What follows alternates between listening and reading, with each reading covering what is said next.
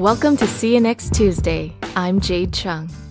On this episode, I would love to highlight the 3 women that showed me a lot of love and respect and support. Those are 3 things in professional wrestling that's actually hard to find in people. It's hard to find friendships, real friendships in wrestling. Not only real friendships, but friendships that actually last. Friendships that, when you go without years of talking, but when you get to meet up or have a chance to talk, it's like you never skipped a beat. Those types of friendships are genuine.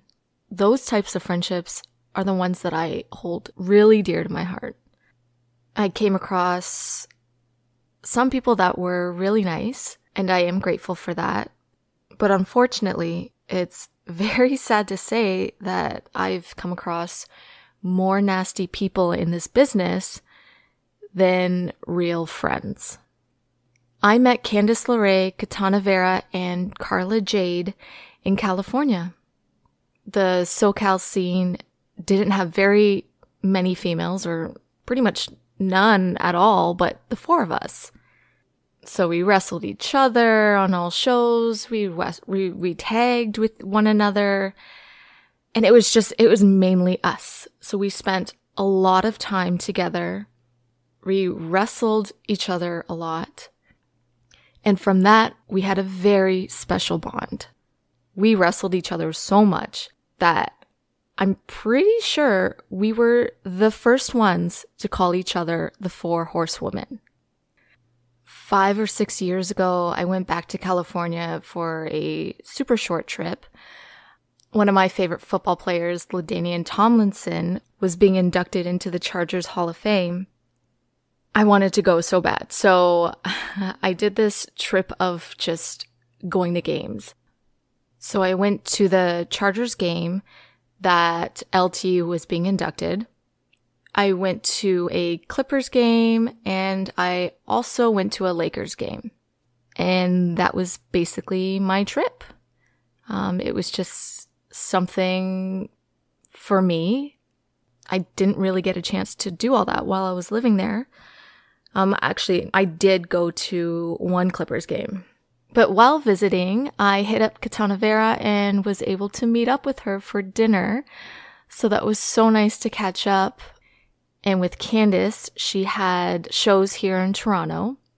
And I try to catch every show she was at just to see her, just to say hi, just to give her a big squeeze. And obviously to support her. And I'm so sad to say that I have not seen Carla Jade since I initially left SoCal. So I am extremely excited to just catch up with the girls. This is the very first time that we're all talking to each other at the same time. I'm so freaking excited. So, yeek, let's get to it. Okay, everyone, please welcome my West Coast 4 Horsewomen, Kitana Vera, Candice LeRae, and Carla Jade, but now known as Shirley. Yes.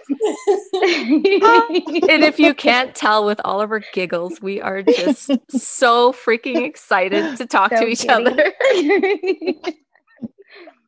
I can't. When was the last time we'd all talked to each other, like at the same time? I know we've seen each other at different times, obviously, but Shirley and I, we were actually the first 2 in, and it was like the first thing we talked about. oh my goodness. 2008, because that's when I left. Yeah. Oh, Who's good at math? Who's good at math? Oh, Shirley. pressure. I'm 13 the years ago. worst. 13 Whoa. 13 years. years. That's how old Violet is. No. Oh my goodness. Oh my gosh. Oh. Mm-hmm. But it's okay. We're still super young. Yeah. Yeah, that's true. I don't know about you guys, but I'm not feeling young. I'll tell you right now, Jet really makes me feel like old. My body is sore from chasing this kid. Young at heart. I'll tell you. And you don't even know how much Candice and I talk about how much of an amazing mom you are.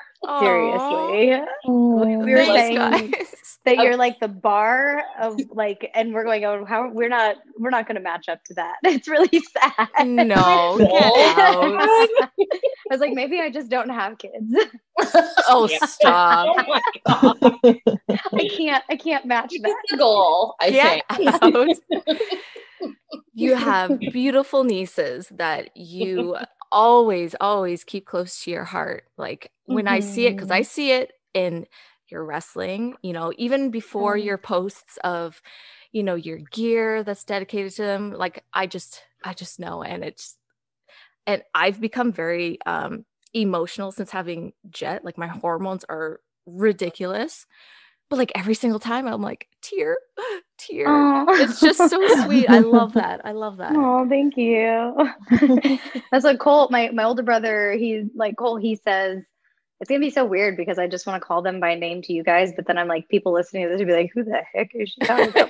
But, so my older brother, Cole, like he tells me all the time that like, once you have kids, you just become a totally different person. And you're really like, you watch any movie now, like I don't cry watching movies ever, but he said it's just going to like happen all the time after I have kids. Oh my gosh. You don't even expect it. You just cry.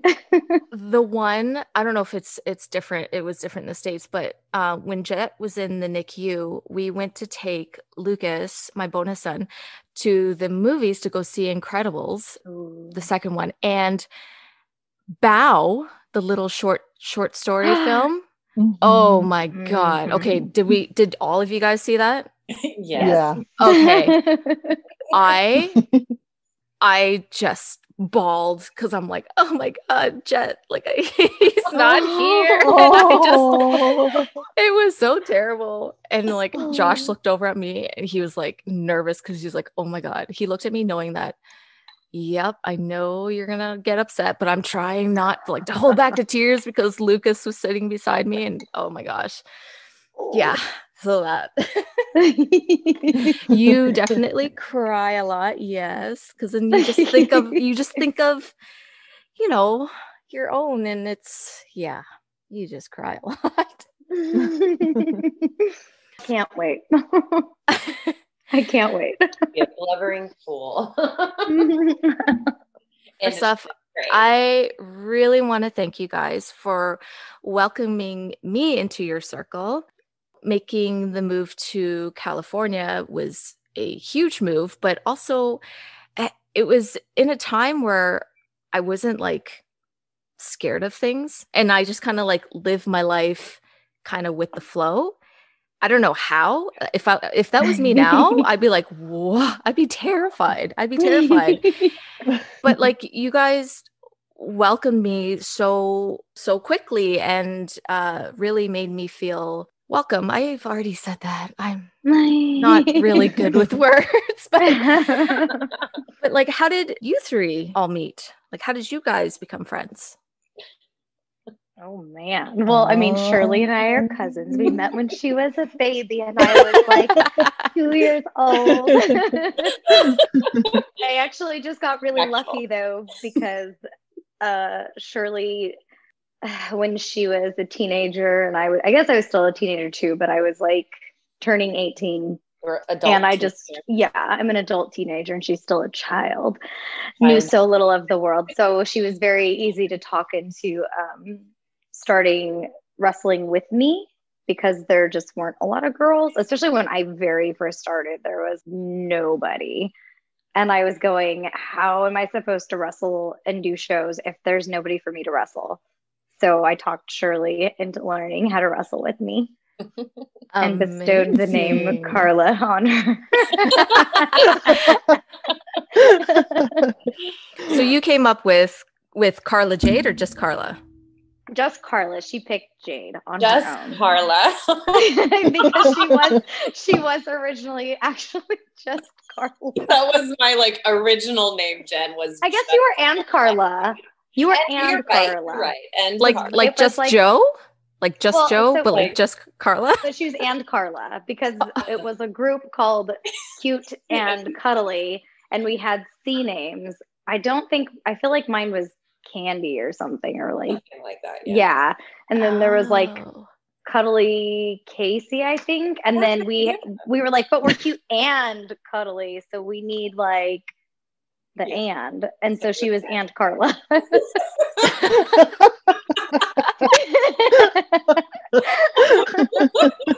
You're so clever.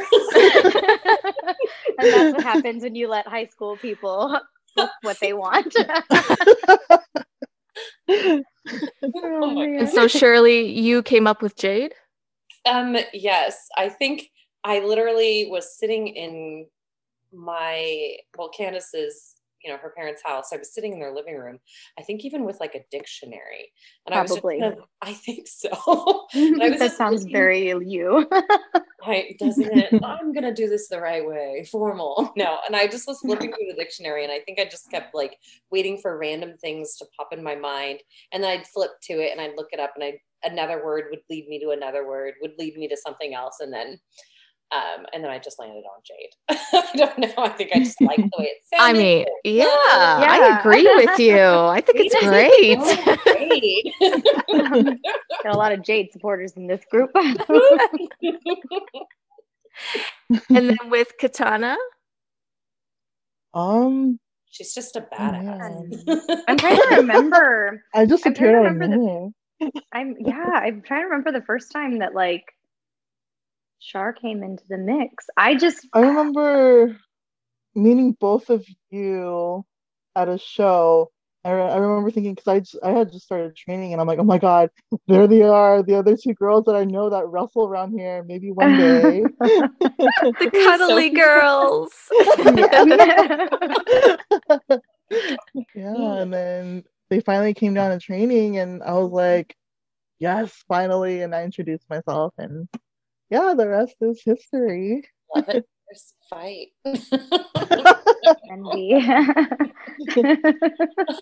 Then we cut her hair off. Oh my god. Yes. Wait, what? Yes. Yeah. That was the best. Still been there when that happened. We cut her hair. Yeah. Wait, no, was I there? What it was? Yeah, I feel like you were totally there I at the think like. so. Oh, I'm trying to remember what the match was, but I know that it was like one of us. Yes. I remember now. Yes, and Yeah, I have because that she was going to picture cut it too. anyway. Yeah. Yes, I remember, You know because what I also forgot until today was that my younger brother Shane managed you guys. yes. Okay, so here is the thing, right? I got pumped. Okay, so Candice's little brother, Shane Andrews, is what he came out as. He managed Kitana. I don't know. Are we calling her Kitana or Char? What are we doing here? We're gonna confuse everybody. I know. Whichever one you guys want. I don't care. Okay, so her wrestling name is Kitana Vera. So Char, Shane managed both Char and I, and Candice's mom was the one making my gear. So Like as a here, I feel. Yeah, I was gonna say at this time. And not only that, I obviously, like I said, I tagged with Char. And Char, you sent that poster in our chat today of and it said that I tagged with. Now my mind is like some things I do remember and some things I don't. But it said that I tagged with you, Shirley. I was like, oh my God, that's right. And then I thought about it. Yeah. I don't think I've ever tagged with Candice. Right? No, probably not. No. It was usually just like against you. Yeah.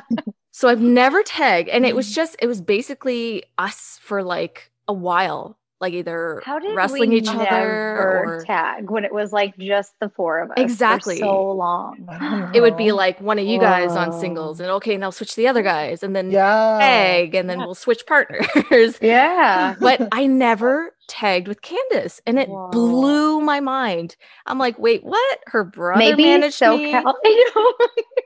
Maybe SoCal just decided that we were like arch nemesis, so Yes. we could never possibly be a tag team.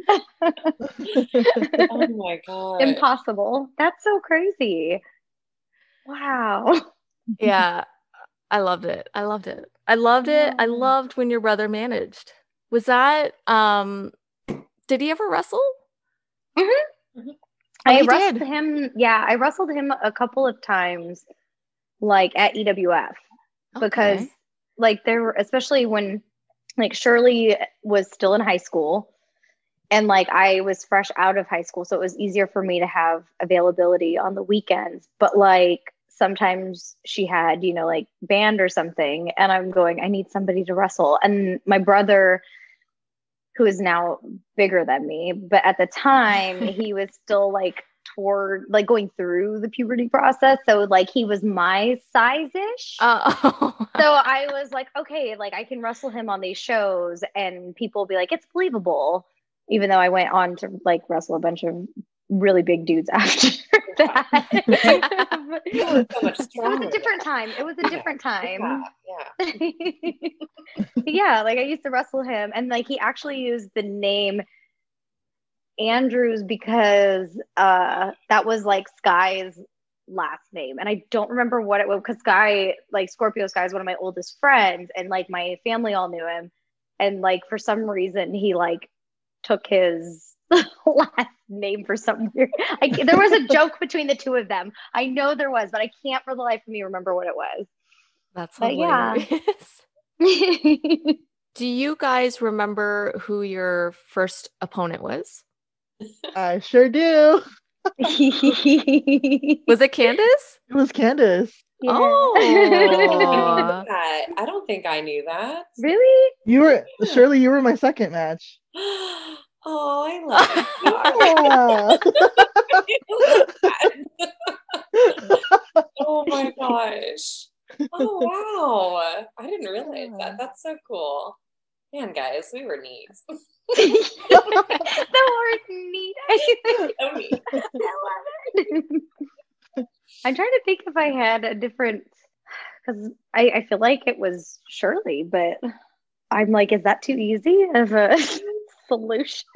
I mean, obviously, like you were my first, but I feel like we were just like, yeah, it was either you or it was Shane, my brother. I was thinking it might have been Shane. Yeah, it could have been. Man, now this is sad. I'm a bad person because I can't even like. We just established the last time we talked was 13 years ago, so let's not even talk about how long it's been since we first wrestled. So, like, oh, when like newer people come to the performance center and they like come up to me, they're like, how long have you been wrestling? It's like, so I like cringe for a second. I'm like, oh no, like this is your first day of wrestling in your life and you're probably like 20 something years old, but let me tell you that my almost 36-year-old self has been wrestling for almost 20 years. It's fine.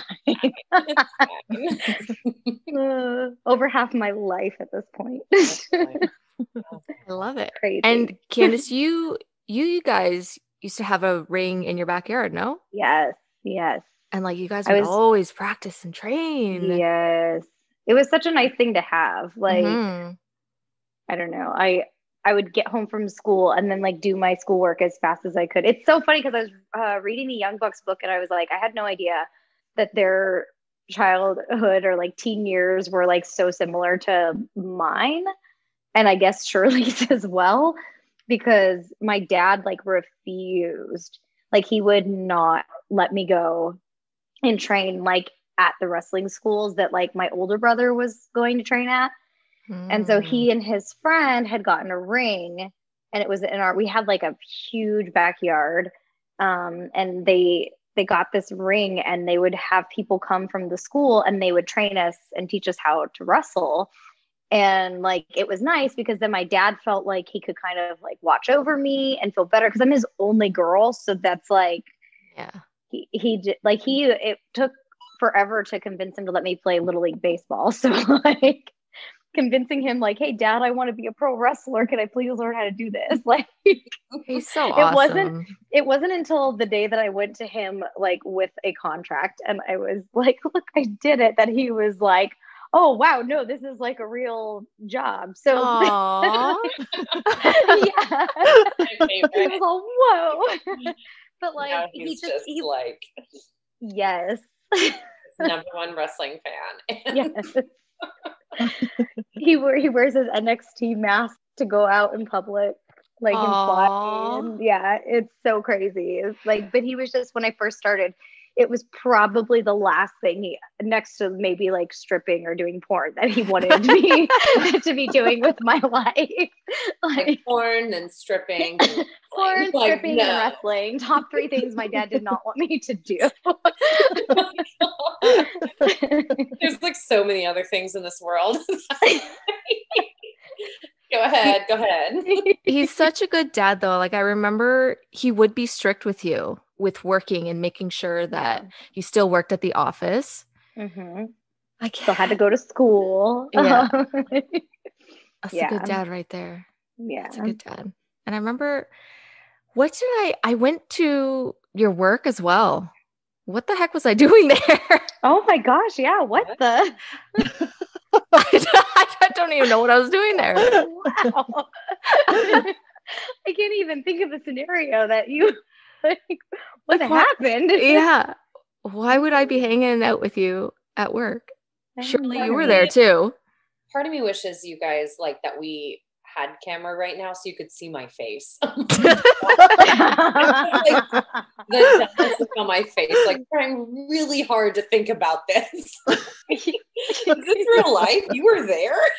I know, right? I can't even. I don't even know. I remember eating. I don't know. Like, we for sure had lunch. We probably had lunch, and then did we like go to a show from there or something together? Like, it's so weird. I can't remember. All I remember is sitting in the back and like eating with everybody. Yeah. And then I remember walking by. Shirley, were you like near the front? Probably. The receptionist table thing. Yeah, probably. Yeah. Yep, that's all I remember. I have no idea. Maybe it was like at the time when my dad was barbecuing.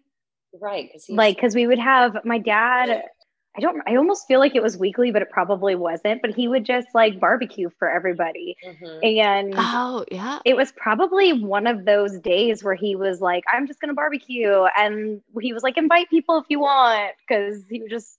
Yes, most likely that. Because I just remember eating. And I'm like, that's a weird memory just to remember eating. It was probably just like, yeah. Because like my dad's that person that like when he cooks like it'll be 5 of us and then he cooks enough for 20 people, and that's never, nobody needs to eat that much food, but he does. He cooks for everybody in the world, I guess. Crazy man.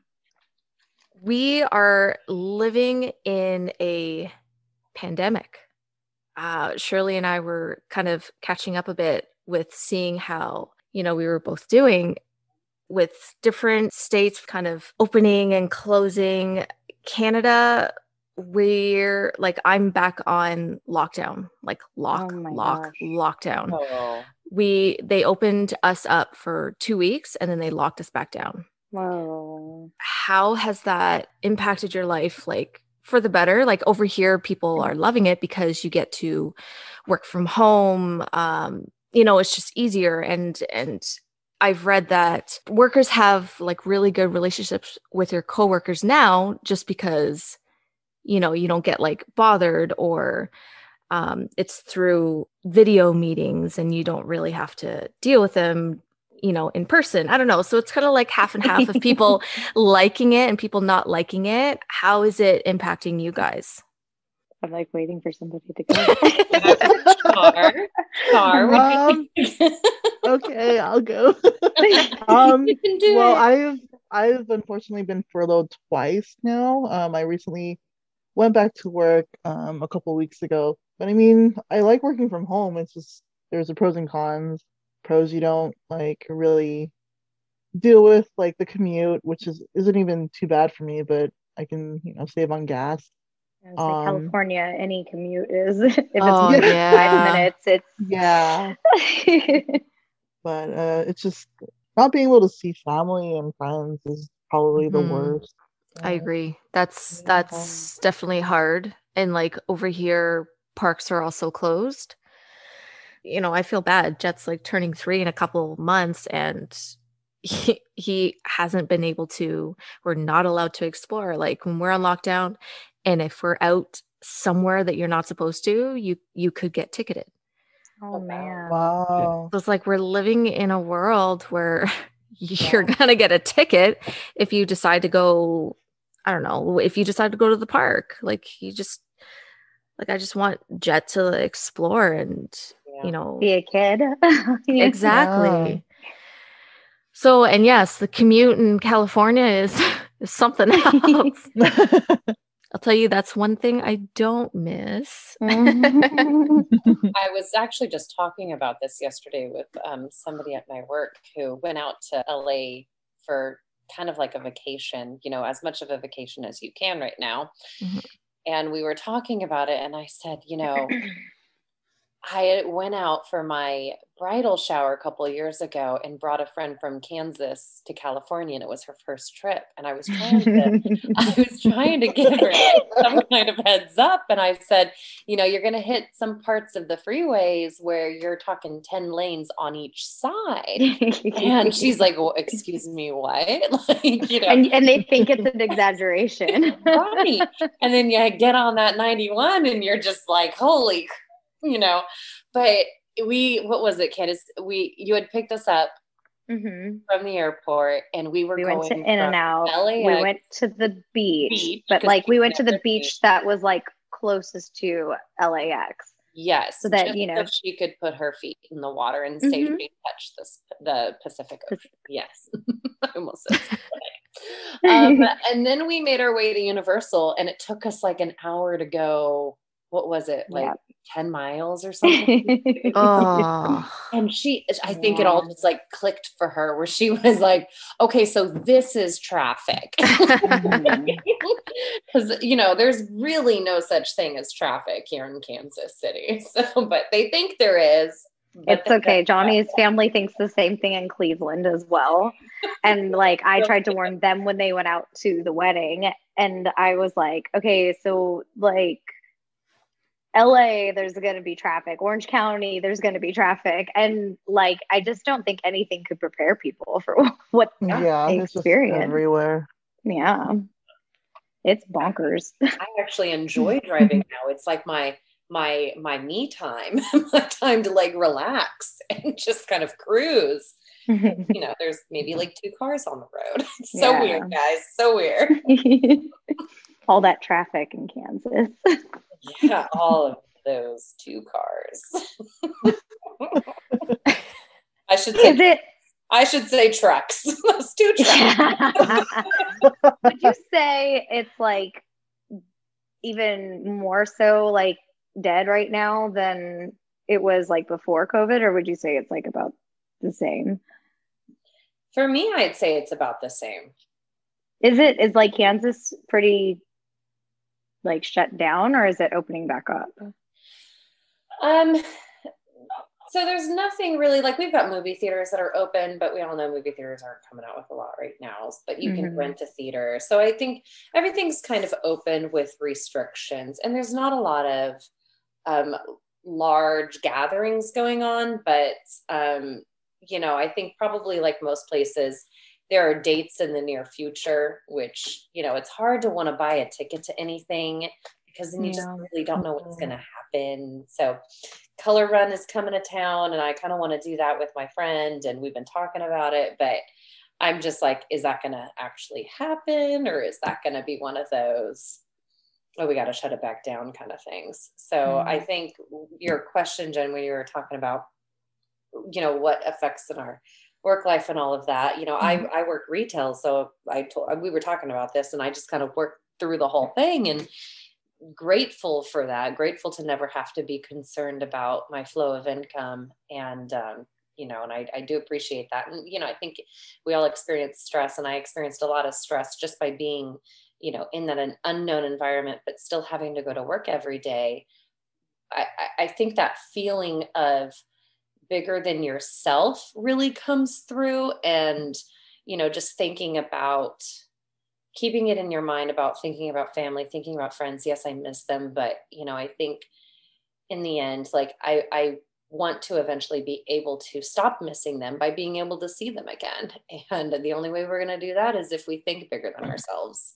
So, I mean, for me, yes, I've been working and it's hectic and it's crazy, but you know, you kind of find purpose eventually. You settle down a little bit and you try to find that purpose there. But traffic is just, it's always the same here.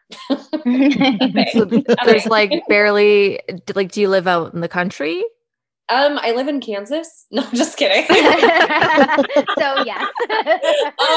No, I actually live in Kansas City, so it's pretty city, but it would still even be less city than, you know, even Riverside, California. Like it's even less city than that. Like it's I mean, there's the downtown Kansas City district, which I love. Like, I think it's so beautiful. I got married there in downtown at this really awesome theater, which just was so, it just had a lot of aesthetic that was like really kind of, how would you, eclectic, I guess. It was, it just was really neat. So there are really, really beautiful like brick buildings that are being turned into and being like reused. They're just really well preserved, like so well preserved. They're not being torn down. They're being like repurposed, and it's kind of really neat seeing it that way. So I think like it is a city for the next generation that's happening. But if you drive like 30 minutes, you're in the country. Yeah. And how about you, Candice? Has it been hard on you with closures and stuff like that, or it's being weird able because to visiting family? It's just weird because like Florida is it like you almost can't tell that we're in a pandemic, which has been like, I mean, everything shut down for a little bit, and that was like kind of weird. And like Johnny and I tried not to panic when it all first happened because like every time there's a hurricane or hurricane season comes around and they're like, prepare for the worst, the shelves are completely like sold out of toilet paper and water and all that stuff. But then it doesn't usually take very long to replenish. Well, like I got lucky that I had just bought a whole, because my parents had come to town and we had like a full, huge like stock of toilet paper. Cause I just, anytime I have guests come over, I like prepare for guests. And I just because they poop a lot. Yeah, you know. But like I just all the things. It's like I want to make sure that there's more than enough toilet paper. And I had done that and I had stocked up on paper towels, so I was like, we're good. And so when it happened and I couldn't find toilet paper anywhere, I was kind of like, well, like we'll be good. I mean, Shirley had to like mail me some by the time that we were running out, but we definitely like we had enough to get to that point. Aside from that, like it was weird at first for work because we were just like wrestling in front of nobody.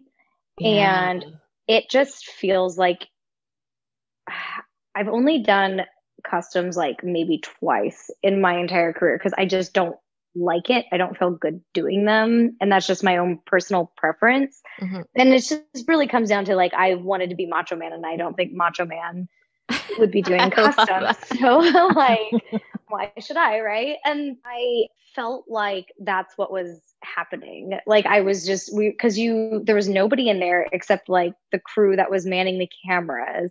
And you're just like wrestling in front of nobody. And then like, when I started at WWE, I thought like, you don't realize how little you know about wrestling until you get here. I know that sounds like a silly, like you don't know much about TV wrestling until you do TV wrestling. So I guess it's not necessarily just here. It's anywhere where you're wrestling for TV. Like you realize how little you know about it until you're doing it. And like trying to now like, because, you start and then you're learning how to wrestle for TV and yet also for the crowd and how to like balance that. And then there's no crowd. And now they're like, it is completely for TV.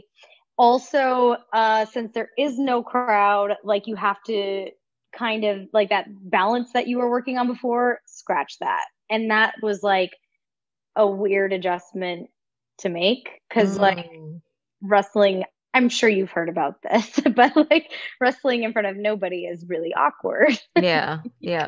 Very awkward. And you can't like go off of people's reactions, and you're just wondering, okay, was that good or like yeah, like, and you don't, that's the thing, is that you don't know. And like Johnny and I had talked about it once where it's like, well, maybe, you know, when you're there and you're live, you kind of have a gauge, like you're all, okay, that went well, or that was good, or they liked it. But then when you're doing it and you're just kind of, when the match is done, you're like, well, I don't know how that went. Like, I really don't know. And then I came to the realization like a few weeks into it, I was like, wow, I'm just wrestling for DX right now. I'm just like, there's nobody here. The only people that are watching this is like Sean Hunter and like Road Dogg. I'm just wrestling for DX right now. Like, that's it. And I was like, what a weird transition that was. For some reason, when like the crowd was there, it's like, oh yeah, like this crowd, but like you could like block out the fact that they're watching, and I felt like I had so much more stress added to my life all of a sudden because I was like, oh no, like there's the reality of it being like they're watching, they're who I'm performing for right now. Luckily for me, I always keep in mind that like in the grand scheme of things, anybody that's like tuning in to watch, which usually is like the majority of the people who would be watching it, even if we're there live, like if anybody's watching me, I'm going to try to like give it my all. So I haven't like, I've still like tried really hard. Like, I still want to do my best and I still want to try really hard, but sometimes trying really hard hurts a little bit more during these times. I think that's the nicest way I can put it.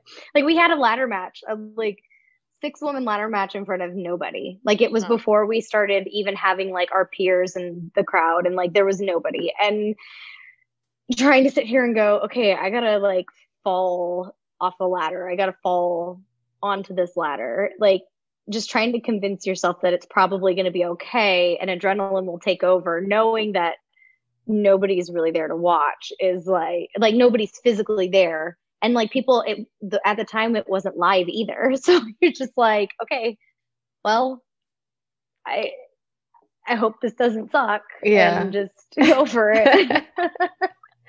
Especially the reactions. Like, I already said it, but when you're making that big drop and then for it to just be like silence, it's just kind of like, what the heck? Come on. Yeah. Like, I want the, It's so awkward. So I actually have a question for you, Candice. You made me think of a question. Because, you know, they say obviously like the best way to learn is like to really lean into change. And I was just thinking about that because you've had to obviously change so much, not just like how you wrestled, but internally when you're processing, when you're in the ring and getting ready for a match and all of that. Do you think it's made you a better wrestler? Would you say that, or would you say it's just made it different?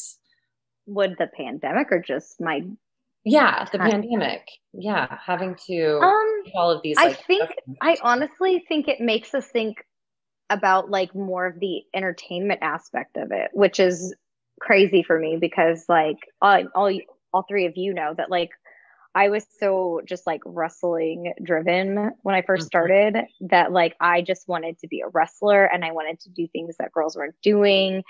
And I feel like all three of you were like, you each in your own right had the like character and persona down, and I was like, it was easy for me to be like generic like baby face who just does, you know, this and that, whatever. And like now I would have never in my wildest dream thought that like, because gosh, I want to say when Shirley and I started tagging against Shar and Jen, I was like, that was probably the last time that I was really like, I went from being this heel to like a baby face, and I've basically been a baby face since then. So at least 13 years. Oh my god. I know. I've been a baby face. And like some of that obviously is because like at PWG I was wrestling men, and it was like hard for people to like boo this like 5'2", like 115-pound girl who's trying her best to like keep up with it. Like you're not gonna boo that person. Yeah. So I mean, maybe if I was really bad, but like I was okay enough that I didn't get booed. So Yeah, I think I was only face like probably once or twice. Probably when you and Shirley tagged that one. Probably. Yeah, for sure. That Shirley, were you ever a heel? Yes. My best matches I think I've ever had were when I was heel. So like, I channel her when I'm doing my stuff now, because I never in my wildest dreams, like now, like years of being a babyface and now I'm a heel, and it was like so out of my comfort zone. And like to kind of like do this in front of, because like in theory, like when I turned on Tommaso and I joined Johnny and we were like heels together, like in theory, like they actually kept that one like super hush hush because they didn't want people to know, because I think everybody just assumed that I'm going to just be babyface forever and always until I have babies. But like until you get taller than 5'2". Yeah. But like I tried it one time in training because Sarah had us all switching our roles and I was so uncomfortable.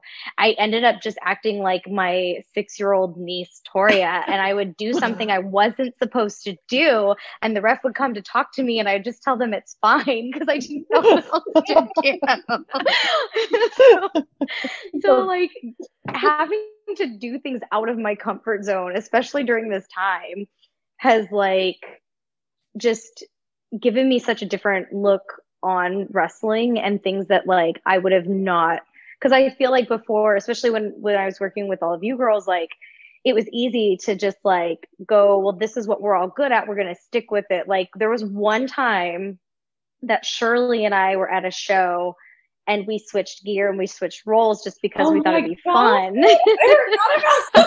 Yeah, which is the first time Shirley was a heel and we realized that she was really good at it. But like, I can't imagine like if the four of us had done that on a show, if we went and the promoter was like, I don't really care, but like it would have been so out of my comfort zone. Oh, it was so awesome. I would have just been so awkward, and like doing this and like learning this other side of me and learning to be a character and like it's kind of nice because I do feel like because I guess it's no secret to the girls in this group, I guess, but like I am just like, I want to be a mom. And so at this point in my career, everything that is happening is like bonus. Mm-hmm. So I'm just kind of like trying things and seeing how it goes. And I think having that comfort too, and going, well, this is all just bonus and I'm going to be a mom eventually, hopefully soon. And like, I'm just having fun at this point, really. Yeah. I have the biggest smile on my face just to hear her say, I'm going to be a mom. I think, that right there, kind of what you said about having fun. I think that's what, if I can like speak for all of us, but I feel like that's what drove us all together was that every time we were together, everything was always so much fun. Oh yeah. It was always like a inside joke or inside something that we were all like a part of every time we'd have a match together. It's like you really felt the camaraderie. And I think Candice and I were talking about that a little bit. Like we just felt like we were each other's support group, that we always had each other's back, that like we cared about each other's successes and that we all wanted to do well. We wanted each other to do well. And it wasn't just about, one person needing to look good. It was like everybody wanting to put on a really good like show for everybody. Yes. Yeah. And I'm so glad you said that because for me, coming from the East Coast, it's completely different than the West Coast. Like it's a whole, for me, sorry, I can't speak for Candice, but for me, it wasn't a good time for me. It was hard. I felt like I was alone, and I'm fine with that because I quickly learned how to be independent in the business. Mhm. But then going over to California, like I just, I was able to trust so easily, and it was a feeling that I had, and it wasn't so much of you guys proving yourselves. It wasn't that at all. It's just your presence. You know what I mean? And when you speak to somebody and you just know that they just have good hearts. Aww. Like Yeah. that's what I got from you guys, and I just completely let my guard down and just like let you guys in because you guys are just so wonderful. Aw. And this is where we all cry. I did not expect to cry today. Oh no. Tomorrow maybe, but not today. Yeah. Yeah. Later. Oh my But god. Shirley and I were talking about that a little bit because I was trying to put my finger on it, and there's just, and Shirley and I, when I go to vent to her about just different things in life, I always mention how I'm such a equal opportunity people. It's all about empowering each other, but I can't tell you, I bought myself a shirt or a hat recently that says feminist AF, because I hate the term feminist, but really I'm I guess by wanting equality and supporting one and empowering each other and our gender, I can't tell you all the things that I thought about early on in my career, and I know that we've probably all experienced something like this. My career couldn't be, and my husband, as supportive and amazing as he is about me and me as a wrestler, not a female, but as a wrestler, I don't think he can completely understand the challenges of being a woman in this business, especially when I first started, and even when we all first met each other, it's come a long way since then. But man, it's completely different. Yes, from what it was then. Yeah, totally.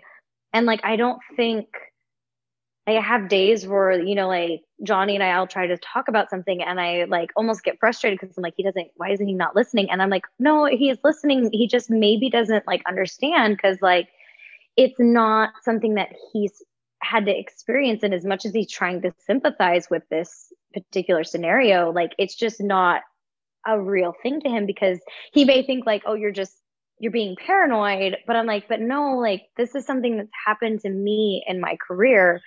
And what it comes down to is it's oh, it is because of my gender. And that's unfair to say, I know, but it's crazy.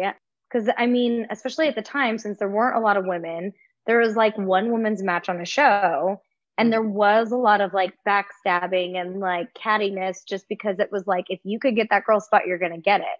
And I didn't feel that way at all, even for a second, with this particular group. It was always hey, there's this show coming up, is anybody interested? And I feel more often than not, we were trying to get the tag match book. Yeah. Well, can we do a tag match? Or can we have it was just so much fun.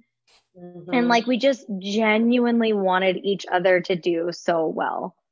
And nobody was selfish. Nobody was I got to get all my stuff in. It was oh, you do this cool thing, and we should do that today. Let's try it. And it's kind of interesting because I carry so much of that over with me even to this day. And I think that it's so funny because we were talking about doing this, I started really thinking about how much this group of girls has impacted how I plan matches, how I talk to other women, how I treat other people. And it's just it was one of those things where it's so good that I'm this needs to exist always. And so I've tried to carry it with me when I go places. Shar, did you say that you weren't planning on crying today? Because I have the same thought.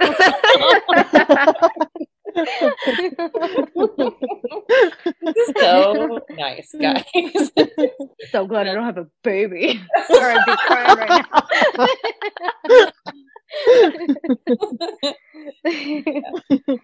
I think that we're all really supportive of one another, and like you said, in tag matches. I was actually going to say that right as you were talking, Candice. I was like, oh, well, she's saying it. It's perfect. Yeah, well, that's because we have the same brain, so it's fine. Literally. You should have known. But I was like, with the comfort that we had and with always like being supportive, I feel like we still challenged each other and we still pushed each other. And like, I think that's what real camaraderie looks like too. And it's not just like, oh, whatever you're comfortable with. It's like challenging each other in a way that like other people are confident for you when you're not confident. And I think that, you know, to what Jen, you said earlier, it's trust. It's like letting people in. And it was really easy with this group of women. Yes. What you said about us, like we felt about you and Shar to this very day, which is why we obsess over how amazing of a mom you are. Yes. The very few Instagram stories I ever check. That makes my heart so happy. Like you know, it's my number one thing right now is being a mom and trying to, you know, you can never perfect anything, but trying to perfect it. And you know, I hope he's able to thrive, especially during this pandemic. Like it's so hard. But don't cry, you can do it. You can do it. We believe in you. Yeah. I just think about my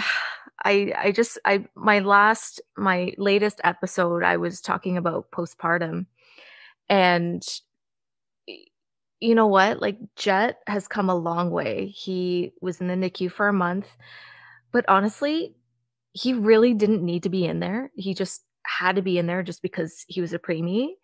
But this kid, I am so lucky. Like I'm so lucky he chose me to be his mom because he's smart. And a lot of the things he leads the way, and I just support him. I just give him the tools, and he's the one saying that he wants to read these words. He wants to do these alphabets. He wants to count. Like it's all him. It's puzzles. He wants to do it. I'm just lucky. So guys, it's not really me. Not really me. It's him. Like it's the baby. He's crazy. He's ruling the world. How dare he? I do want to say though that like for you to like recognize that like, because some people are so worried about like what they're supposed to do that they don't let their kids like be themselves or like do what they want to do and learn things at their own pace and do things, you know, like, so it's, I don't know, just the way that you said all of that. I'm like, but that's really what being a great mom is. Like, you nailed it. Like, just the way that you just described it, I was like, but that's being a great mom. Thank you. Just letting them live their lives and supporting. That was the big thing. Supporting. Like, Jet right now is so obsessed with wrestling. Like, so obsessed. He so cute. Does leg drops on the couch. He does the coast to coast from the armrest to freaking all the way over there. Candice, when he sees you, he like just stops and just stares. And I'm like, that's Candice, honey. Like, do you want to cheer for her? And he's like, yeah, Candice. It's so cute. I love it. But he loves it. And then when he watches his dad, because Josh, like his poses, he readjusts his headgear. So he started doing that on his own. And let me tell you, he self-teaches himself. I said self a lot. Yeah. It's okay. Everything. His form is so beautiful. I'm so proud. It's crazy. He's working on his drop kicks right now. He's somehow is able to turn his body while he's midair. I'm just like, what? How long did it take us to learn that? I know. I was like, I literally tell people that I'm doing baby versions of these things because I'm like, if you're standing, I'm not reaching you. So you need to be on your knee and we're going to do a little baby boot or a little baby drop kick, but can't get up there. He's going to get up higher than I can. Next time, just bring out a little trampoline or something. Like a little, I got this. If I can find the trampoline wrestling video, I'm going to send it to you after Oh, yes. I want to see this. Oh, my goodness. Oh, no. There was a time before a ring. Yeah, before we could afford the ring. Once upon a time. Let's play some rapid fire. Oh, no. Oh no. Oh, sharper. No. So I'm just going to say a simple move, and each of you will name a wrestler that sticks out. Oh, God. Oh my God. I'm just going to stay silent. Go ahead, guys. I'm just going to pick people that have taken the move. It'll be like the three of you. Oh my gosh. I'll just rotate. All three of you guys. Okay, ready? I'm Wait, scared. Shirley, No. do you still watch wrestling? I mean, I watch like Candice's. They should watch with me. Yeah, me too. Yeah. Like her. So all your answers will be Candice. Literally. Maybe Okay. throw a Johnny one in there sometimes. There you go. There you go. First one is dropkick. I mean, baby dropkick. I was going to say not me. Oh, man. Something. We're going to just be the worst at this that you've Like, ever. okay, we're just going to play apples to apples. Disney version. Yeah. Oh. Dropkick. Gaston. Such a Gaston Oh thing my to do. Sorry, Chad. Oh my gosh. She's like, this is what I get.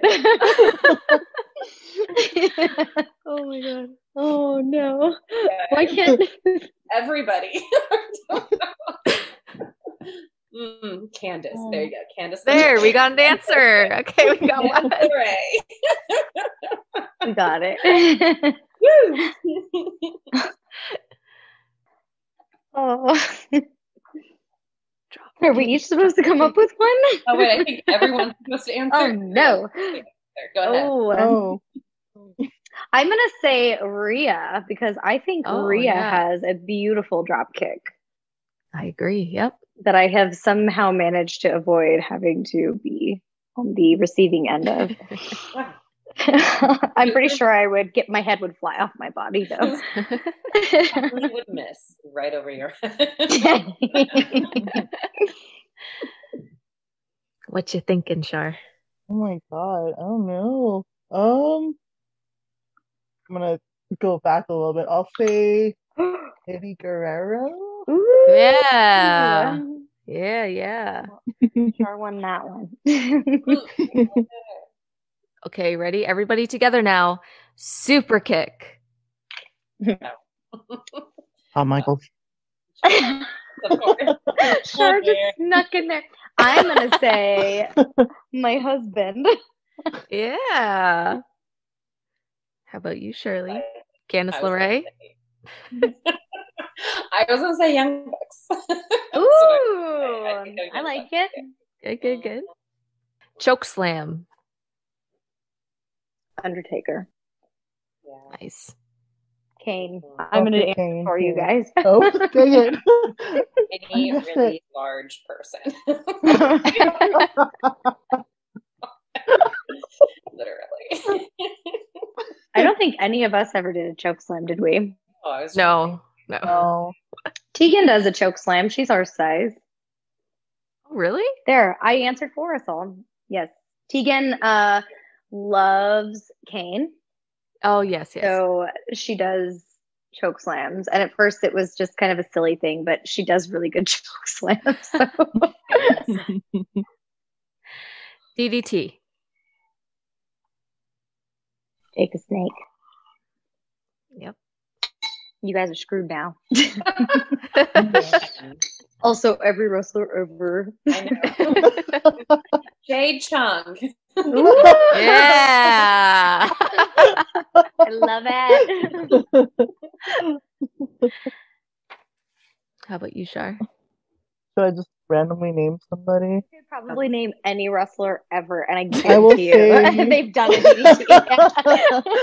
I will say Molly Holly. Nice. Watch Molly Holly be like, I hate DDT. I thought that was a stupid move. I've never done one because it's the worst. Neck breaker. Oh, the spinning neck breaker.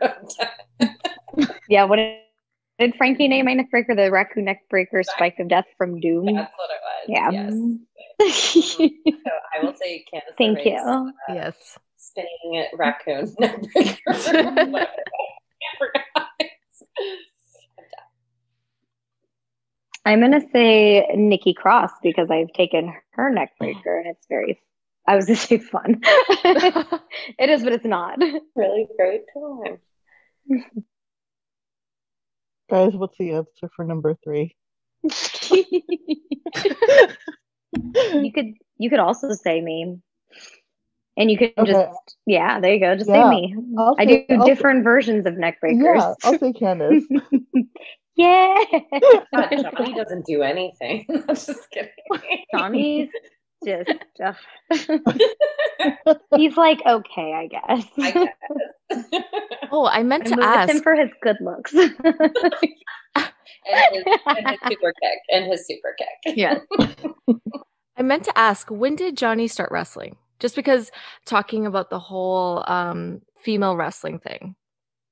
So technically, I've been wrestling longer than he has. He's been wrestling for 15 years. I've been wrestling for 17. He's going on 16. I'm going on 18. But like, he had gotten in a ring when he was like 13 years old. Like, we have pictures and stuff. And it was kind of a training, but obviously at that age, like, they don't want you taking crazy like amounts of bumps or anything like that. And like, you know, building that callus on your back from falling. So I've technically been wrestling a little bit longer, but I also give him a hard time because I've also been a wrestling fan longer. But that's because he didn't start watching till he was 8 and I was 6 when I started watching, and I'm 2 years older than him. Okay. And then when did he start like in the indie scene? I want to say, I don't know how long after he started training he had his first match. I don't think it was too long though. I don't like, he's one of those people that makes me crazy because he just kind of like does things and then he like is really good at it like really quickly. And I'm not like that. I'm one of those people that I have to like work really hard. So he probably trained for like a day and then was already doing shows after that. Because I'm trying to think like if whenever he started around in the indies, just with him like trying either, you know, not really understanding. Oh, but then again, he was always from Ohio, right? Yeah, so he was like doing a lot of Midwest type stuff. And then like I want to say a lot of the like East Coast type shows that he would do, like I just don't know, because like he's kind of like, I had to initiate us, you know, like interacting with each other because he's kind of shy and whatnot. And like he's not necessarily a ladies' man. Like he's not going out, like ironically his dad is, but he is not. So I don't know, he just is kind of like in his little bubble. And so I don't think he had many like female friends. So like just experiencing that side of it, I don't think he's really necessarily had to like deal with it. Like he's had a very strong female role in his life because his mom has been like his number one fan his whole life, and like he is her only child. So like he obviously, and like being with me, like he respects women and like has, I mean, his mom's she's like this power mom too. And like, I don't think he's seen upfront until like being with me really what like it's like being a woman in this industry. Right. I was just trying to like kind of understand like from his perspective, just because East Coast mostly it wasn't a good time. Just mainly mainly because I started managing, right? And so there's like zero respect. Like no one of gave a course crap. Well, and like if you're a woman, then even worse. Like one guy wants to like yeah, that's even worse. It's just awful. Okay, back to the game. We got 2 more. Yes. Oh, man. 2 more. Moonsault. Oh, Candice. I took one of hers. Yeah. You guys are just saying me. I feel really good about this already. I'm sure everybody did it. So, Jen, did you ever do a moonsault? I'm trying to remember. Yeah, she did. I do a really horrible one. It's definitely no Candice LeRae moonsault. I've only done 2 moonsaults in my life and nearly died from both of them. Oh no! That's all you need to have done to make the list, and here you are. I like to think you guys as my answers. Shar, did you ever do moonsault? Oh no. I don't think She's like, oh, no, I just take them. You and I are grounded individuals. Hey, Chung, boom. I'm gonna go with Io, as much as I hate her, you know. How is her moonsault? Her moonsaults are maybe I mean, you feel them, but they're also maybe one of the prettiest ones to watch while you're laying there about to die. Pretty. It's like when you're about to see the light. Yeah. It's just Io coming down. Yeah, like that's what I imagine. When I go and I leave this world, I'm gonna see Io doing a moonsault, and that's how I leave. That's family, not your friends. No. It's the white light I see. It's beautiful. It's so beautiful. And our very last one, powerbomb. Does it count if it's like a Batista bomb, but it's a power bomb, but it's not a power bomb because it's a Batista bomb? I don't know why that's who I thought of. Why would that be who I thought of? Well, that's one of the ones that came up on the list that I Googled. So. Wow, you Googled that so fast. I'm Googling right as we speak. Good old Google. Power bomb. Power bomb. What was it? It's number 7 on a list called 10 best wrestlers to use the power bomb. Wow. You went to 7. Not even. It's number 7. Yeah. So what's number 1 on this list? Hold on. Let me see. It's not the one I chose. Number 7, and I want to hear this list. Number 1 is Kota. I don't even know. I'm sorry. I don't know who this person is. I bet it's like Kota Ibushi, and she's like, I don't know who this person is. It is. Surely all of the wrestling fans of the world are judging you. I know. So I admitted to not watching wrestling anymore, so it's fine. Go to number 7. Just go to number 7. Number 7 is Batista bomb, like you said. Yeah, that's what I said. But I'm choosing number. Hold on. What number is it? Number 4. I'm choosing the Apron Powerbomb by Kevin Owens. Oh, I like Kevin Owens Powerbombs. Those are great. Super great. Great. So says the person who's not taken one. I'm gonna watch it. Poor Candice. How about you, Shar? Did you already say a powerbomb one? I'll say the Undertaker or Kane. Oh, Mm-hmm. I like it. That's number 10.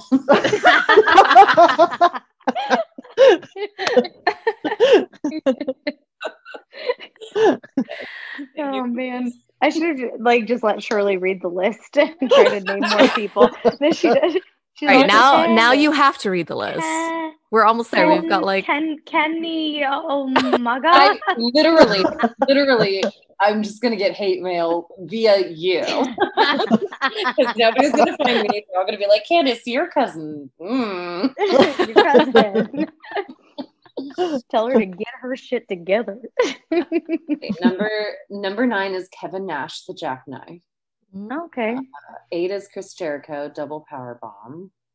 7 is Batista bomb. 6 is stop it. 6 is Vader with a power bomb. Oh yeah. Okay. 5 is stop it. The Shield Cerberus bomb. 3. I'm sorry, you just judged it. You blatantly just went, ugh. The name is not my favorite name because it's like Cerberus, like the dog, like the Greek dog Cerberus with the 3-headed dog. And it's because there's 3 of them. And my husband would love it. Like, 3 is Awesome Bomb by Mike Awesome. 2 is the Liger Bomb. And then 1 is the one I already said. And what was that again? I completely forgot. Go ahead, read it. Now, I just want you to know that the first sentence of this says, unless you're a fan of New Japan, which I mean, like, okay, fine. It says Golden Star Powerbomb by Kota Ibushi. Yeah. Nailed it. Yes. Ibushi. Oh my goodness. I will say that like Blue Thunder Bombs, also another very underrated power bomb. I'd rather have somebody give me that than a power bomb. So just unrelated, but related. It's just more fun. Like if I'm gonna, have my spine feel awful, I mean, I'd rather have fun in the process. I should have said Kitana Vera because I'm pretty sure she gave power bombs. I think I've only given one. I've taken one. But, yeah, I've given one at least.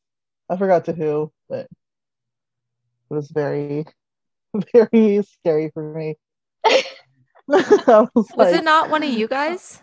I don't think so. The only time I do power bombs is if I'm doing them like when the person's standing in the corner, and I'll do it out of because I just like as undeceptively strong of a base as I am, I just don't trust that I'm not like I just don't trust myself to get the person all the way there. So unless Shirley gave me a power bomb once. Mm-hmm. You did. Mm-hmm. I did. I remember. Yes. Sort of. But like I don't trust myself. So I just, unless they're already like in the corner and I'm like flipping over them and doing it out of the corner. And I gave one to, I feel like I've done the power bomb out of the corner in NXT like twice. And for some reason, I want to say Sky was telling me he had to do it. I want to say it was Sky, but somebody had to do it for mocap, and they were talking about how hard it was to go down to their knees, and I didn't even realize that like that was a thing that I do either. Power bombs are really weird and not for little people. I'm scared of them, so Yeah. I don't blame you. I've had my knee hit my nose before taking one. Yeah.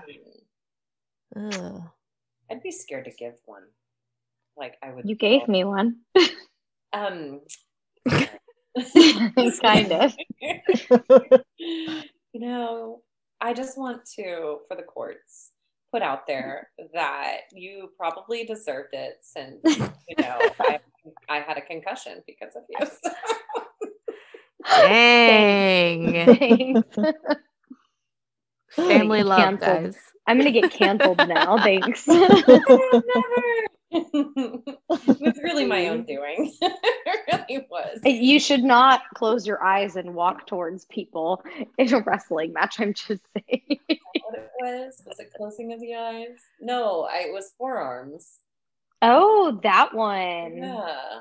I thought you were talking about the brick, which I was like, I don't think the brick got you. No. The brick? Okay.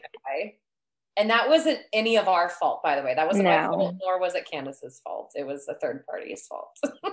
Yeah. For not protecting my face. But it's fine. Here we are.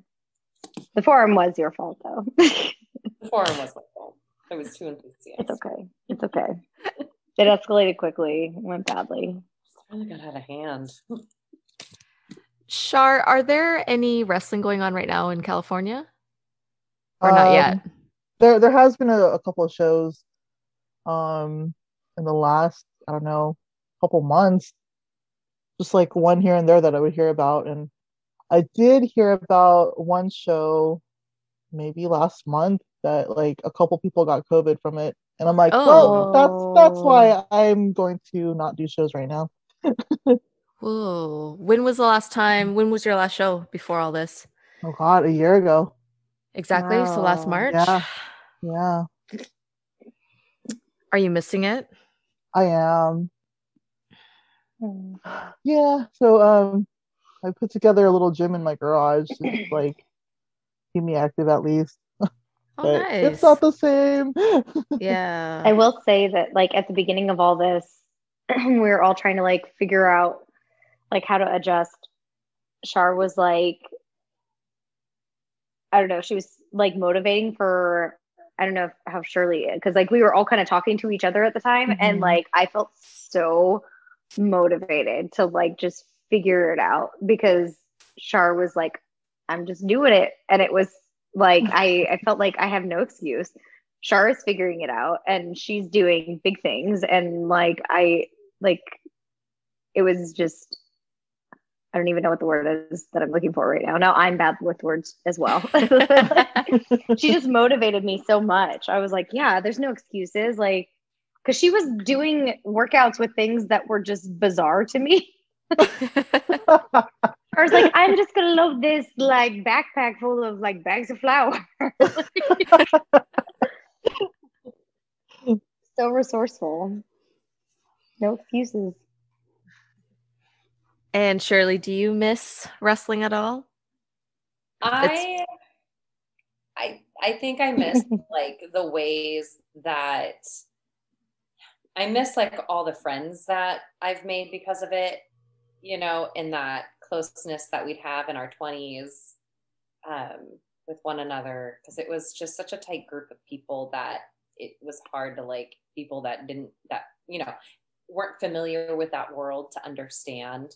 Yeah.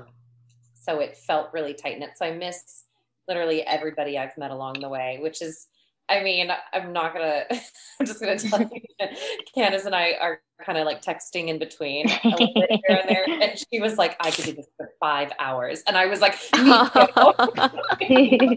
Like, this just feels so nice. And, you know, memories come flooding in that's like, you forget you have. But I also kind of think that, you know, being in front of people, even if you're in like a character, it really, it builds this confidence in you too. Like if you could do that, if you could perform in front of strangers and hopefully entertain them, like you're capable of so much. And it's just, so there are some times when I think like I would have liked to have done it a little bit longer, but the only time I really enjoyed it was when I was wrestling with all of you guys, because it was fun. It was friendship mixed with wrestling. 1,000% agree. So what year did you stop wrestling? I was still in California when I stopped. Yeah. And I think it was would you say it was when I started to like really get into my my university and stuff? I think I kind of backed off. I was in college. Yeah, because you would stop for a little bit, and then it was like one of my birthdays that we were doing a show, and I convinced you to do it because it was my birthday. Yes. And you could wrestle me. It's true. I did do that. But I was in my early 20s. I think I only did it for maybe 20. I have no idea.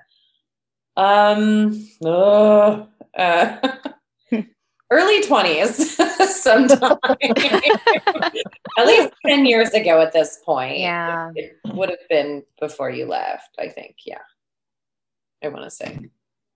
Or right around the time. Or maybe not before you left, but probably a little bit after though. After. Because we used to go and go over to John Ian's and train with like Char and stuff. I think I trained later than I actually had a match. Like now that you say that, we would go to John Ian's and we would just train before going to Disneyland. And that was always fun. But I wasn't like, I think I was wrestling for him and he was the only person that I was wrestling for. Still. Yeah. It was John Ian and he was such a good person. And I would have wrestled for him like, for sure. So yeah. Yep.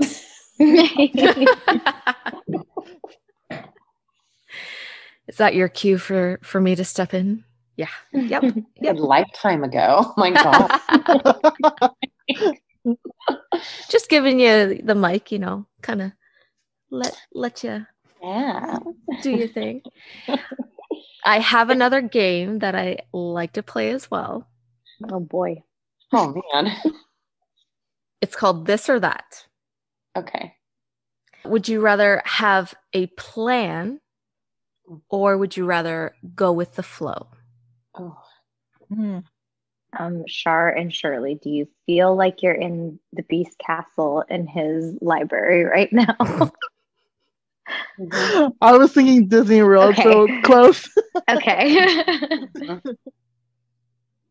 Oh man. Or go with the flow. I'm gonna say, even though Johnny seems to think I'm spontaneous, I'm a plan person. Yeah. Because I genuinely like what goes into the planning process. I think I like planning things, but then like I'm comfortable with altering those plans like in a moment's notice. So, okay. Oh no, that doesn't really answer it. Okay, you have to choose. I like to go with the flow. Nice. Oh, man, I think for me it's like it depends on what I'm doing, where I'm going. But I think for the most part, I do like to plan stuff. Yeah. I think if you asked me, 15 years ago, I would have been go with the flow. But I think right now, I'm definitely a planner.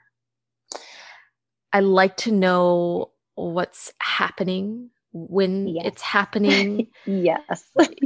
You know what I mean? Like I like surprises, but I just want to know. I have to be organized.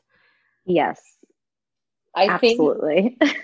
I think like honestly, I agree. I went through this whole year where I had this like phrase where it was like F it and anything anybody suggested, like let's go do it, whatever.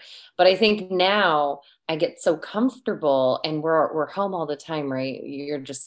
That's our lives. And so like if I plan for something, that gives me a chance to cancel my plans or change my plans. Whereas if somebody were to be like, hey, I'm in the area, I want to catch lunch, like my answer is yes or no. And I have like 2 seconds to decide. And I like that because then I don't have all these days or hours to be like, this thing came up or I can't make it. And I don't have that opportunity to back out. So who are you? I know. I'm freaking COVID Shirley 2.0. We flip-flopped so much. We did. I know. I was about to go, I know you make checklists when you're traveling place. I know you have checklists on your Oh my God, absolutely. Absolutely.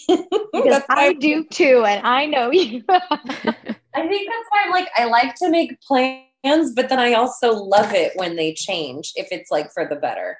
Like it's yeah, I don't know. I think it makes me think fondly of when I don't know, life wasn't a plan. Okay, somebody say something. Okay, we'll go to the second one. Would you give up TV for a month or give up music for a month? TV. TV. Yeah, TV. Absolutely. Easy.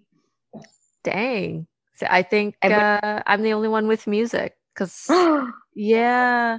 So if you give up music, then like, do you even get music on TV? Or are you just watching shows that have no score to them? like it's intro.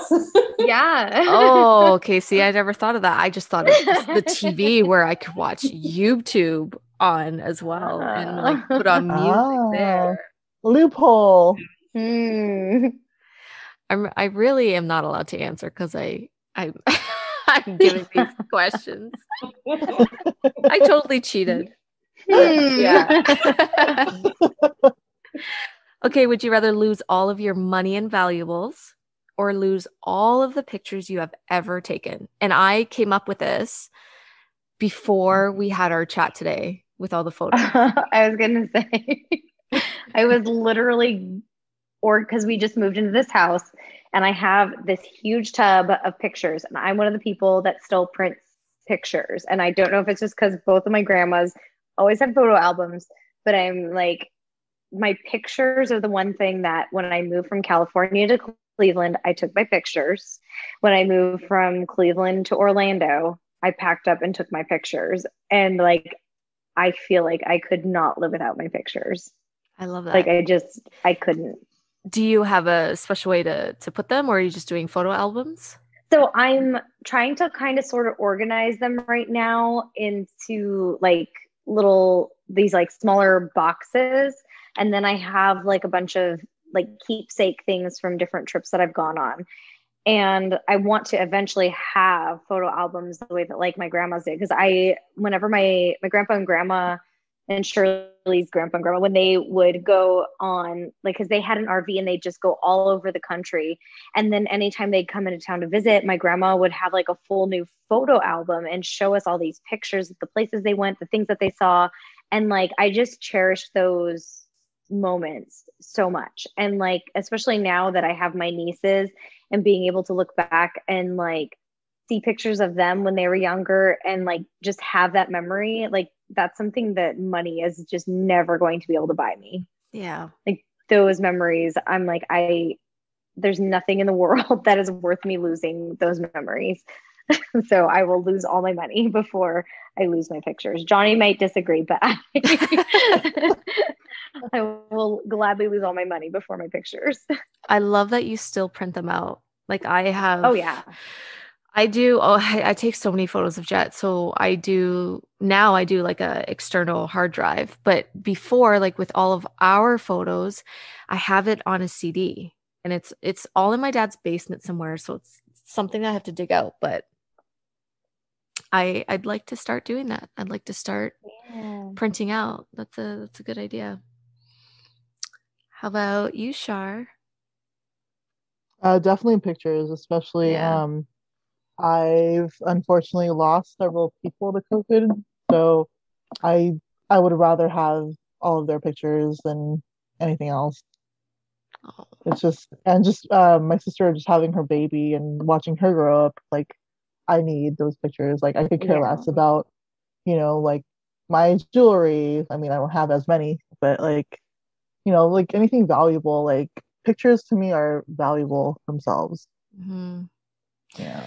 Yeah, and you can tell because, one of you guys would send a photo in and we just all go crazy for it. Yeah. Like How about you, Shirley? I'm going to be kind of the black sheep here. And it's not because of my value of money. It's just that I think between the two of us, Candice has always been the one who has all the photos. So I've never really put much like getting the photos. Plus, I think if we could lump photos and like memorabilia together, then I would choose memorabilia. There are things that I value beyond money, like Bibles from grandparents, little knickknacks that, you know, in my aunt's house, there's a pair of scissors because of a great grandfather of ours. And like it's still in her home. Like that to me is more valuable than money, but photos is not something that I think I like the random surprise. That's because you want to be Indiana Jones and you want the artifacts. You don't want the picture. Oh my gosh, that makes sense. Exactly. It tells a story, and but I love looking at all the photos that like other people have, and I think that especially, I think if you're going to take photos, it's the ones catching a moment where people aren't like paying attention to the moment. Yeah, I'm big on that. Very big on like capture an actual like moment, like versus like okay, let's all pose. Although Shirley and I, before selfies were a thing, before selfies were a thing, Shirley and I went to Disney World by ourselves, and all these people were taking a picture in front of the World of Disney store with Princess Aurora, and poor Cinderella was by herself. And so Shirley and I were like, well, we're going to take a picture with Cinderella. And we did. And it just became a thing. We would say it's like our friend Cinderella, our friend. And like, we have pictures in front of like just the most bizarre things. And like having the memory, like our friend, the donkey, it was just that's what I was thinking. Our friend, like just having those things. Everything. And then, like man, that was fun. That was actually 2008, Jen, the same year that you. Oh, but yeah, that was when we went to Disney World. It was awesome. And you're willing to give up those photos, huh?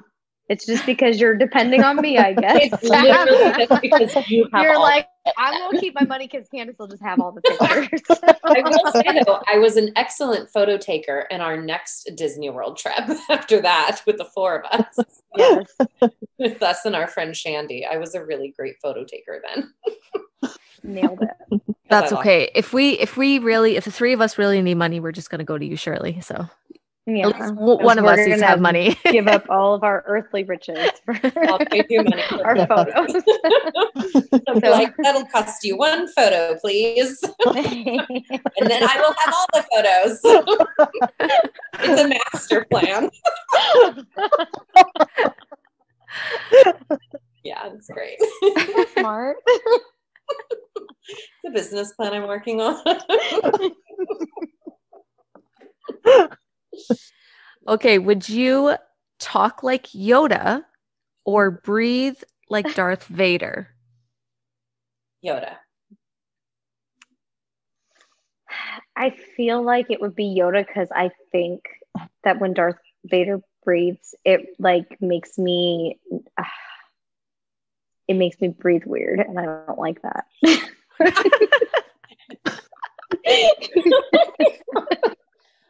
I guess it would be normal though if I was breathing. But is it like, does he suffer? I feel like he does because he's like so, burnt, so he's suffering. That's what I was thinking too. Like, do I want to suffer? Like it's painful for every breath. So, pain. Yeah, Yoda. I want to talk like Yoda. Absolutely. Talk like Yoda. I do. Nerd. I do what I can. My husband's gonna be like, "That was so amazing. I'm so proud of you." And Shar, you said Yoda as well? Yeah, Yoda as well. Okay, last one. Meet a superhero or a cartoon character? Oh no. Ooh. And who would it be? The hardest one. I'm gonna say a cartoon character. I knew you were going to say that. I want to hear you guess who you think I want to be. No. Gaston. Yes.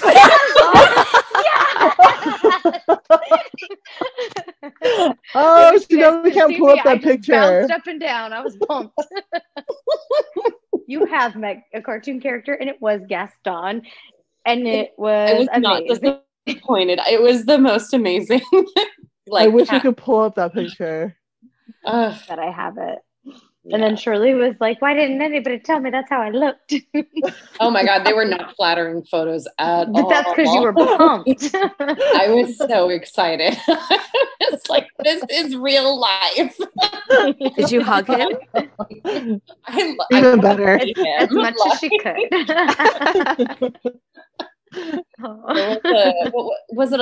It was a birthday party, right? Of yours? I think it was one of my times that we were at the park, like, because all of my pre-wedding stuff was like in the parks. Right. Yeah. It was one of those. It was. I feel like it was one where that we were just going to like eat and just like catch up and pretend it was bridesmaid stuff. But we were at Disneyland. So. Yeah, we were just doing that stuff. But I mean, there was a party that you had at your house, and I want to say it was for your birthday. I can't remember. Oh yes. Yeah. And it was a Disney themed, like Disneyland themed party. And I came dressed up as Gaston, and I drew little chest hairs on my chest and everything. We love Gaston. I love Gaston. So cool. Total evil really person, but really cool. Horrible human, however. Great cartoon.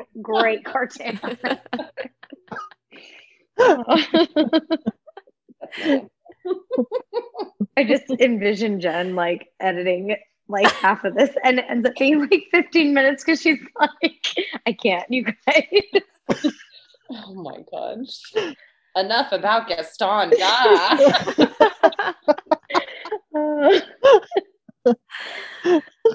Oh my goodness. I don't even know. This is so hard. Char, can I guess yours? Sure. Is it a superhero? It is. Is it Batman? Close. Batgirl. Batgirl. Yes. Surely. It was so close, guys. I got you. Yeah. I feel like if I'm like, you guys, who would what would mine be? I feel like you guys would say it, and I would be like, yeah. Tell me who mine would be. I don't know. This is so hard. Would it be Stitch? I don't know. This is impossible. Or Alice? So many good ones. Like, I feel like if you were going to choose an animated one, it would be Cinderella, because like, oh yeah, that would have that was your like childhood princess. Yes. So if it was animated, like we're talking entire life, I think maybe her, because of course our brains just go to Disney. There's no cartoon outside of Disney right now. I know. I was trying to think of other cartoons too, and I was like, it just. Yeah. What if it's a cartoon and a superhero? I'm thinking that too. Those are a thing. I know because I'm staring at my husband's Spider-Man, the animated series, action figures on the wall right now. What if it's Stay Puft? What if he wanted to be Stay Puft? He was in the real Ghostbusters, so that is technically a cartoon. And in my world, he's a misunderstood marshmallow. And so really he's kind of a superhero, and he's not really the villain. Powers, right? Yeah. This is the hardest question I've ever been asked in my life, I think. I just don't even know. Well, I'm trying to even think of something clever, but I just don't know. You have too many favorites. I do. It's just a big, like, if you can meet a cartoon character or you can meet a superhero, like, that's a big life decision. Like I have to sleep on this, I think. This is a big life decision. Just you can name only two. have one. You can only do one. Like name about a dozen and then like sleep on it and then message Jen tomorrow and say have this one. I'm a planner, so I need to make a pros and cons list and Call me and then I'll record you and edit your answer in. It's gonna sound like so different. Oh my God. Why would your voice change so much? I don't know, leave me alone. Okay, how about one last game before we all disperse? Okay. Because our time is just ticking away. Okay, so you're gonna come up with a Survivor Series team. No. By choosing 4 fictional characters you want on your squad. Oh. Ooh. Okay. Who wants to go first? I need a pen. I need to I gotta write it out. Oh my goodness. Fictional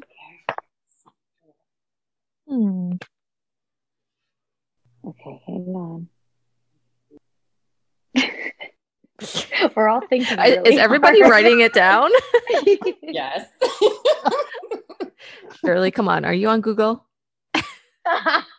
Or fictional character. Fictional character. Top 10. Fictional.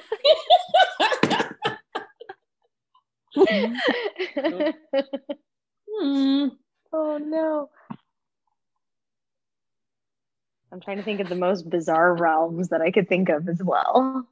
So they're just going to be really all over the place. I wasn't going to write it down, but now I have to. I was trying to be the person not writing, but I'm the planner and I need to plan.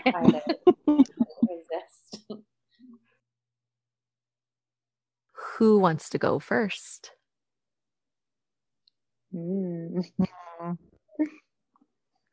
Who feels the most confident about their list? Actually, Shirley. Oh, Shirley is like the Google queen, so I'm pretty confident that she has a strong list. Like every capable person, I too can Google. I don't know what that means, but so I feel really good. I want it to be known that I chose my list because these are people I love in a fictional world. And they're not necessarily physically the strongest.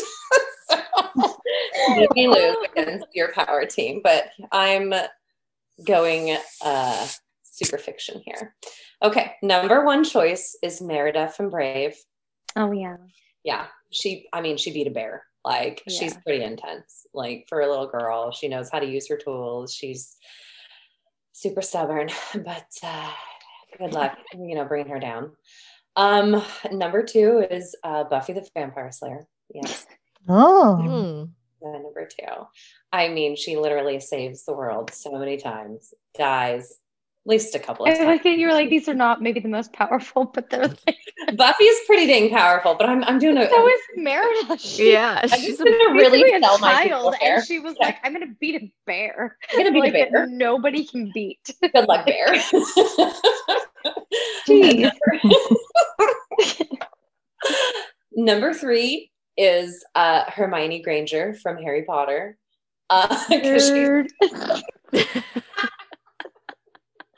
And then I go to read my list.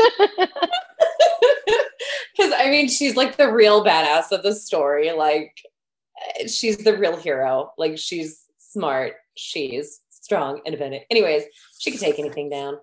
And then number 4, like, I chose, but I feel like I could have come up with a different number 4, but it was the second one that came to mind, honestly. So it was actually on Google. No, I'm just kidding. I chose Google. No, just kidding.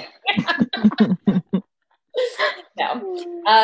Number 4 I chose Indiana Jones because I knew it. I knew I it. know. This is just who I am. My list. I would feel. I was like, there has that. not been a man yet, but I know when there is a man. I know I would feel like I could win with these 4 people on my team. So what's Gaston to you then? Oh. I am Gaston. Yeah.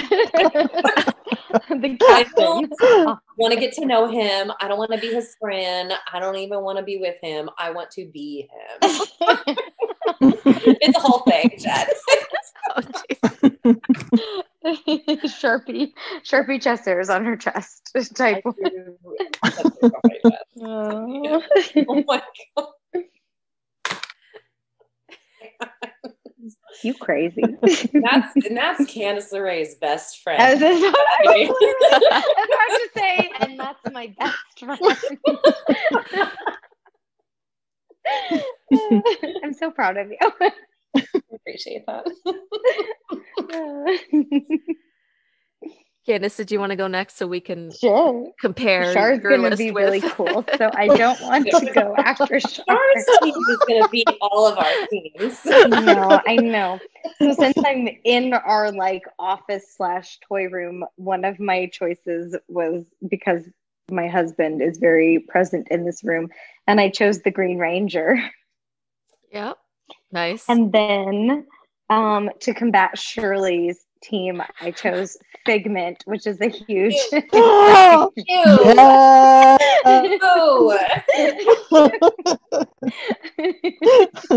Terrible choice. Figment's a lovely choice. I chose Captain Marvel. Nice. Oh. And I, of course, chose Mr. Stay Puft. Absolutely. Oh. Solid choice. Underrated and misunderstood marshmallow. Yes.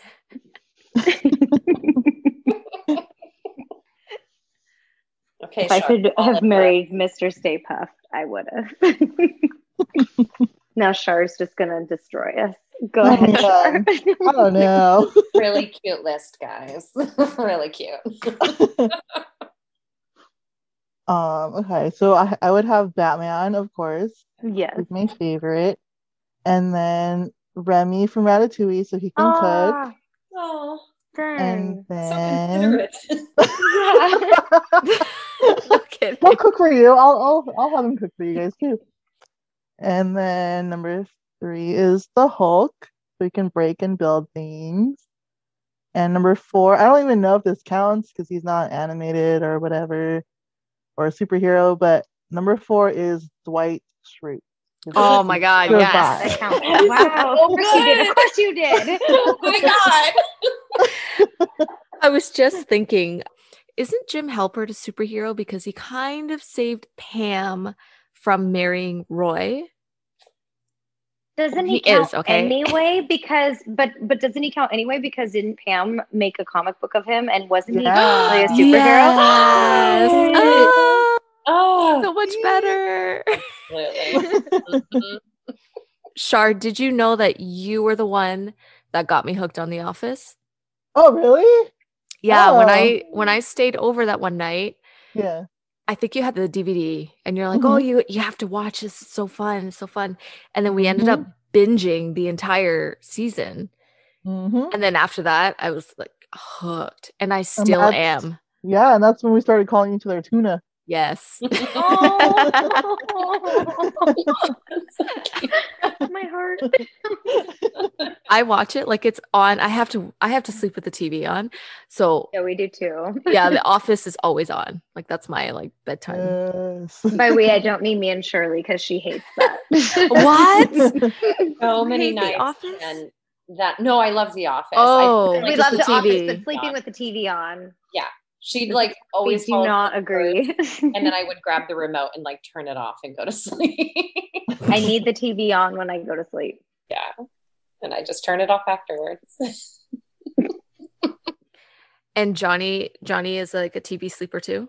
Well, so he's a light sleeper, and anytime I like move, he wakes up.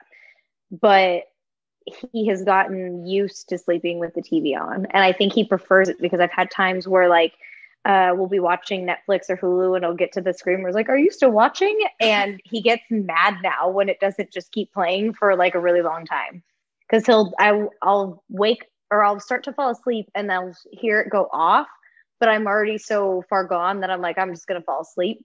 And then I'll wake up and it's on and it's loud, and I'm like, what the heck? Just like, I didn't do that. So yeah, he's adapted to my sleeping style. Lucky. Not like Shirley. My husband's like Shirley. He hates it, but he obviously puts up with it because I can't sleep without it. I need it. Yeah. I need it. Otherwise, I can't turn my brain off. Yeah. I do that, I think, with my phone though. And then I have to put my phone down eventually. But we've compromised with my husband and I, and we do like sounds. We have Alexa play like sounds of a rainforest or something. Oh my God. So my new car that I just got like does that. There are settings in cars. Okay, so apparently this is probably going to be unusable right now, but like, apparently in newer cars, like they're starting to incorporate, like, so if you're like in having road rage and you're angry, they have like soothing nature sounds and like fire cracking sound. Like they have like nature sounds programmed into cars now, so that when you're like feeling road rage, you can play that and it like calms you down. Wow. Yeah. I thought you were gonna say like they have an Alexa. Just be like, no, I mean, I'm sure technically. Yeah. My mom was essentially trying to ask the person at the dealership today when she was with me if it would do that. And I think he kind of was like, oh yeah, basically. But I don't know if like it works the way she thought it should work. Because my mom has a way in her head where she's like, it should work this way. I'm like, okay. That's cool. So can you program it to what type of sounds you want, or is it just it just has choose? Like a list. It has a list and you pick which one you want. And there's like ocean sounds, and there was one that was like an amusement park type thing, and it was crazy. I was going, this is where we're going, huh? We can have the ocean playing when I'm road raging in my car. It actually sounds really nice. It really was. There was one that was like somebody walking through snow. Oh. Yeah, I told Johnny, I was like, oh, you'll like this one because Cleveland, you know. Does he miss the snow? He doesn't necessarily miss the snow, but like Cleveland people are such a different breed, and they think Cleveland is like the greatest place on earth. And I'm like, I'm from Southern California. I will tell you right now that Cleveland is in fact not the greatest place on earth. No offense to Cleveland, but it's not. It's maybe not the. I will say that like within the time that I had moved there, and there's something really special about the people that live in Cleveland. Like I do feel like a lot of the people that are there, they like earn so much. And I think that like that doesn't exist everywhere, if that makes sense. Like they're all very hardworking and they earn everything. Like they have to, like they're just a natural underdog. Yeah. But again, I'm from Southern California, where I grew up in Riverside, where I could drive 30, 40 minutes and be in the mountains in the snow and then go, oh, you know what? But I feel like going to the beach instead, and then drive another 30, 40 minutes and be at the beach. So, yeah. Oh, I miss the beach. Yeah. I'm so and we over have beaches the snow here, but I don't have mountains here. So I like the snow in Cleveland I don't know how you do it. How was that adjustment for you? Oh my gosh. Like it was cool at first. I was like, oh my gosh, snow, it's exciting. But then like after a little while you go, okay, well, I don't want to go anywhere. It's so cold outside. Like Shirley just got snowed in like a few weeks ago. I was like, oh no. I was texting her and I was like, so basically there's rolling blackouts, which means it's negative degrees here, -10. And we were advised to turn our heaters down like below 65, not to use any running, like don't cook in your oven, don't do laundry, which oh no, like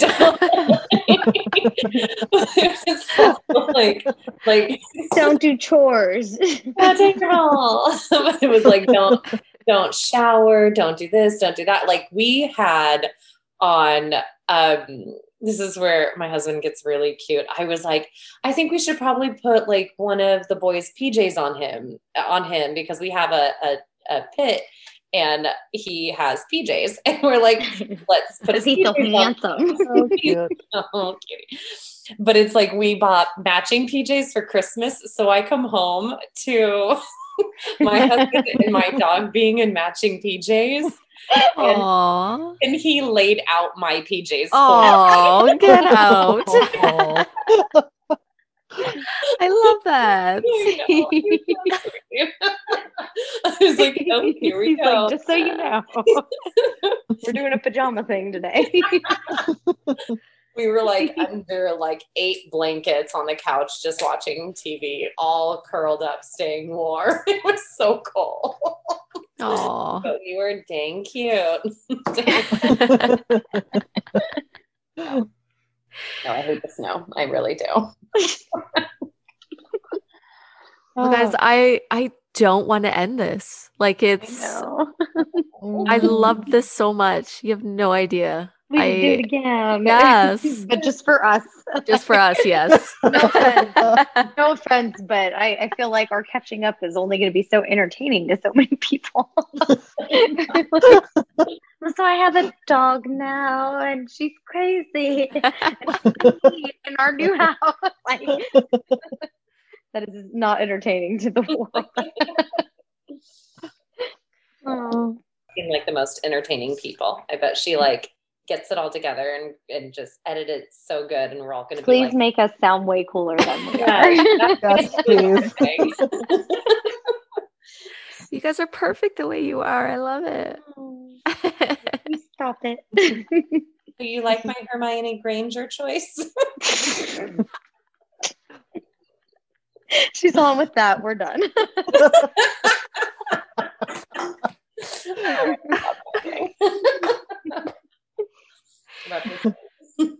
All the Potterheads. Oh my god.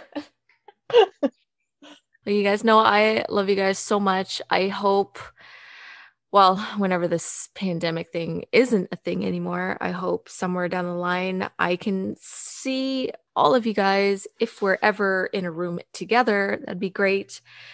I just reunion. Yeah. Yeah. I do. I miss you guys, and I have told my husband, just how much of a time it was for me in California. And like I said, your friendship is literally like no other. Like you guys welcomed me, and I said it before, it was really needed at the time. And I love you guys. Yeah. It was needed for all of us, I think. More than we knew then. I get it now. Yeah. I just want to sit here and tell you how much I miss you. Okay. Yeah, stop with all this sappy stuff. All right. Until next time, guys. See you next Tuesday.